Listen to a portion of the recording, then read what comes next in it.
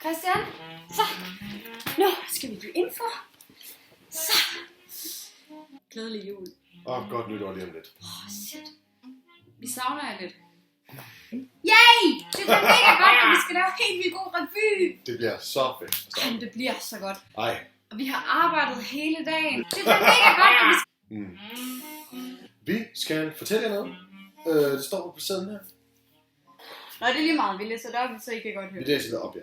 Den første er, at vi har lavet en mødedag til jer. Den 6.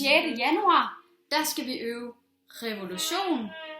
Og... Hvad står der der? Hov! Hvad er det? Der står 2 ting på én gang. Hvad er det, Christian? Det er fordi, at vi har valgt at bruge en anden sketch end Badehotellet. Ja, desværre, Christian. Du kommer ikke til at have dametøj på Det er... i den her revy. Men det, der sker i stedet for, det er, at Christian, du får faktisk lov til at få en solo sketch her, som kommer til at handle om en mand. Han kan både skrive på mobil og blende ting samtidig. Eller hvad? Eller... Bliver det farligt? Yay! Det bliver mega godt. Måske.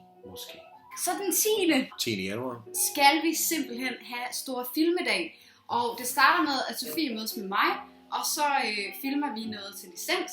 Og så bagefter kl. 13, så kommer I alle sammen. Yay! Det bliver mega godt. Og 19. Der vil vi gerne øve SU-fælden og netdoktor og licens del 2. Yay! Det bliver mega godt. Faktisk så har vi valgt, at vores bondegårds hyggeferie, den udskyder vi. Vi gør det en anden gang, når vi skal reunion på bondegård. Er det ikke fedt? Hey, det kan vi godt gøre. Det lyder faktisk som en skide god idé. Det er virkelig en god idé. Det finder vi på, det gør vi. Den er ikke aflyst. Nej. Den er udskudt. Men den 20.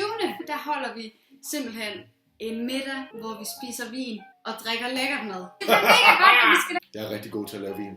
Ja, det ved jeg godt. Det har ikke smagt noget. Fedt!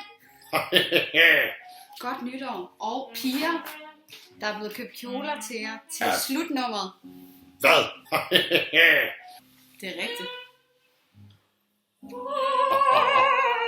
Nej. Nu skal vi have noget is. Glædelig jul. Godt nytår.